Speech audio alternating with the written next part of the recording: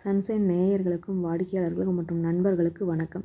இன்றைக்கி நம்ம கீரை வருஷனில் 3ஆவதாக பார்க்க போகிறது சிறுகீரை. இதை பற்றின பாடலை நம்ம ஷார்ட்ஸாக போட்டிருக்கோம், அதில் போய் பாருங்கள்.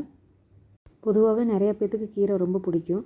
ஆனால் தினமும் போய் நம்ம மார்க்கெட்டில் வாங்கிட்டு வரது ஒரு சிரமமாக இருக்கும். ஒரு சிலருக்கு வீட்டில் இடம் இருந்தால் அங்கேயே போட்டிருப்பாங்க. அதனால் அவங்க தினமும் கீரையை சமைச்சு சாப்பிட்றதுக்கு சௌகரியமாக இருக்கும். முன்னெல்லாம் ஒரு 20-30 வருஷத்துக்கு முன்னாடியெல்லாம் வீட்டுக்கே கீரை கொண்டு வருவாங்க. அதுவும் மிக்சப் எல்லா கீரையும் சேர்ந்த மாதிரி ஒரு கீரை கொண்டு வருவாங்க. அந்த கீரை செம டேஸ்ட்டாக இருக்கும். அதை சமைச்சு சாப்பிட்டாவே கீரை பயங்கர டேஸ்ட்டாக இருக்கும். அந்த மாதிரி கீரையெல்லாம் இப்போ கிடைக்கிறது கிடையாது. முடிஞ்சால் எல்லோரும் ஒரு அகலமான தொட்டியில் வீட்டில் ஒரு 2-3 கீரை வெரைட்டியாக வளர்த்துட்டு வாங்க. அப்போ நம்மளே ஈஸியாக க்ராப் பண்ணிக்கலாம். அதே மாதிரி மருந்தடிக்காமவும் நம்ம சமைச்சு சாப்பிட்டுக்கலாம். அந்த கீரையை நம்ம கையாலேயே நம்மளே பொறிச்சு சமைச்சு சாப்பிட்றது தனி டேஸ்ட்டு தான். இன்றைக்கி நம்ம சிறுகீரையோட பயன்களை பற்றி பார்த்துடலாம். சிறுகீரையோட மிளகுத்தூள் உப்பும் சேர்த்து சமைச்சு கொஞ்சம் நெய் ஊற்றி சாப்பிட்டுட்டு வந்தாங்கன்னா குழந்தைங்களுக்கு நினைவாற்றல் அற்புதமாக பெருகும்.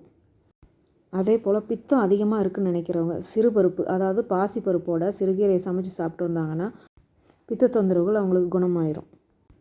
சிறுநீரக கோளாறு, மூத்திர பிரச்சனை, மூத்திர அடைப்பு அந்த மாதிரி இருக்கிறவங்க சிறுகீரையோட மஞ்சத்தூள் சேர்த்து டெய்லி காலையில் கஷாயம் வடித்து குடிச்சிட்டு வந்தாங்கன்னா அவங்களுக்கு அந்த தொந்தரவுகளாக இருக்காது. ஒரு 100 மில்லி தான் குடிக்கணும், அதுக்கு மேலே குடிக்கக்கூடாது.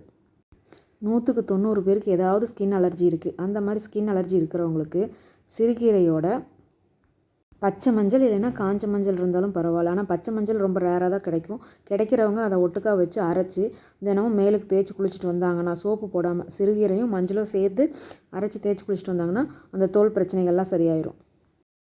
உடல் பருமனாக இருக்குது, ரொம்ப வீக்கமாக இருக்குது, அதாவது நீர் உடம்பாக இருக்குது அப்படின்னு நினைக்கிறவங்க சிறுகீரை 2 கைப்பிடி அளவு, பார்லி அரிசி 1 கையளவு, மஞ்சத்தூள், சீரகம், மிளகு இந்த அனைத்தையும் வச்சு அரைச்சி கஷாயமாக வடித்து கொதிக்க வச்சு நல்லா வடித்து குடிச்சிட்டு வந்தாங்கன்னா காலையில் டெய்லியும் அந்த உடல் பருமனாக அந்த வீக்கமாக இருக்கிற உடம்பெல்லாம் கொஞ்சம் வற்றி நல்லா ஆயிரும்.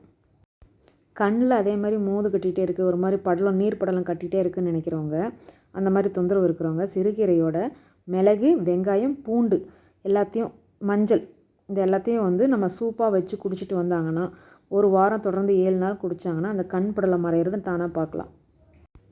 முளைக்கீரைக்கு ஃபேஸ் டிப்ஸ் சொன்ன மாதிரி இந்த சிறுகீரை சாத்தோடையும் மஞ்சளை வச்சு முகப்பொரு இல்லை முகத்தில் இருக்கிற மங்கு அந்த மாதிரி இருக்கிற இடத்துல போட்டுட்டு வந்தால் தானாக மறையும்.